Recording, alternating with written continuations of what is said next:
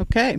Talawa Dune State Park is famous for its dune ponds, and we are right now in the middle of Tutanware, which is the Talawa word for this complex of sacred dune ponds.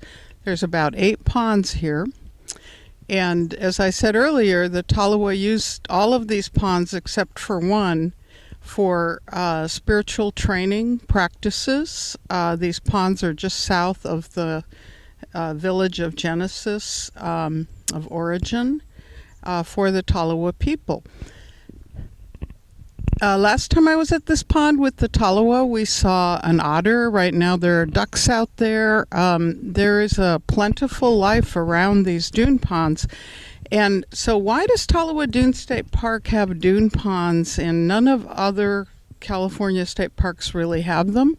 It's because we are blessed to live in a temperate rainforest, the Great Pacific Northwest Temperate Rainforest that starts way up in Alaska and it comes all the way down here through Del Norte County and a little bit into northern Humboldt County, and that's about the extent of it.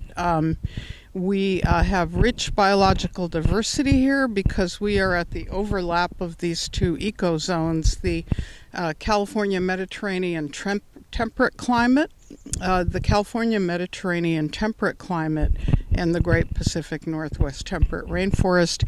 It rains about anywhere from 60, 80 to 130 inches here on the coast.